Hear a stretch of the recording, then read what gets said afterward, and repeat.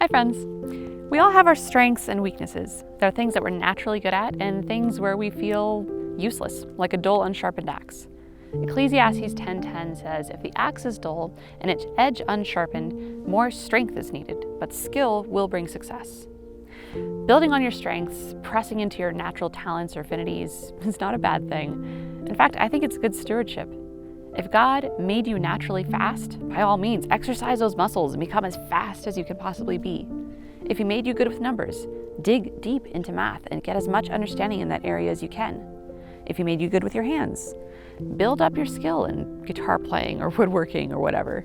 Push yourself to find out the highest level you can achieve. Explore the gifts God gave you to their fullest extent so you can say, "I praise you, God, because I am fearfully and wonderfully made." Recognizing that every good gift comes from our Maker, anything we achieve along the lines of the talents and gifts He gave us should give us all the more reason to praise Him. To neglect what He has given us, or to rest on our laurels and say, "I'm naturally good at this, so I'm not going to bother trying," is a tragedy. It's an abuse to take for granted what you've received as a gift. On the other hand, we shouldn't take our weaknesses for granted either. It's easy to make excuses for ourselves in areas we feel we're not naturally proficient. I'm an introvert, so I shouldn't have to introduce myself to people. Or I'm bad at remembering things, so it's really not my fault if I'm always late. This is where too much analysis of our own personalities, things like Enneagram and Myers-Briggs, kind of runs the risk of becoming a cop-out.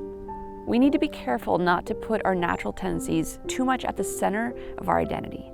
The fact is, you can be an ITJ and learn to appreciate small talk. And we do all have our limitations. I know full well, simply because of the way God made me, I'm never going to be a professional ballerina or brain surgeon. And it would be foolish to neglect what I can do to pursue something that I'm not good at, doesn't interest me, and doesn't matter.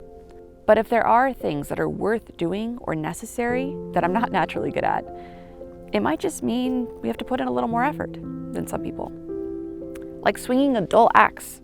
You can make it work, just more strength is needed. Notice what the verse says. Skill will bring success. Not talent, skill. Talent can be an advantage. It sort of gives you a head start. But skill is a thing you build by repeated effort, by using more strength in that area. So, someone who practices piano every day will be a better musician than someone who can intuitively pick out a melody and calls it good enough. Someone who makes the effort to make themselves presentable and have a kind and confident demeanor will make a better impression than someone who's naturally beautiful and relies on just their looks. For myself, I've never felt that I was very good at understanding or responding to feelings. But I recognized when I was younger that I would have to learn to empathize and speak with gentleness if I wanted to have close relationships. I don't feel like it's easy or natural to my personality, so it still surprises me if someone calls me sweet. But that is part of my character that has grown through practice.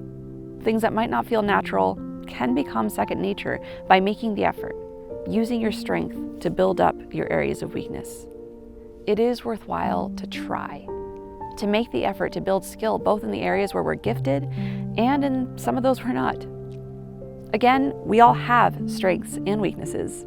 The bad news is there are things we need to learn that are very much worth doing well that we will be bad at, like loving people, or for some of us, driving or spelling.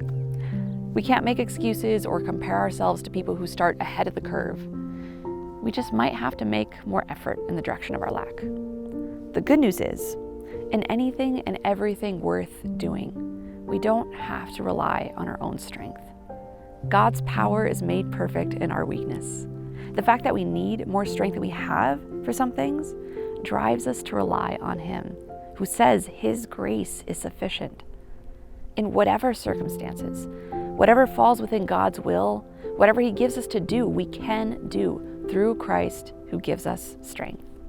Our areas of weakness, the things we're bad at, are not reason to shrink back or make excuses. They're opportunities to trust, to rely on God's strength, to make the effort fueled by His grace to build the skill to succeed. So then we have all the more reason to say, I praise you because I am fearfully and wonderfully made, and I praise you because you have done this. Go in peace. Walk in love.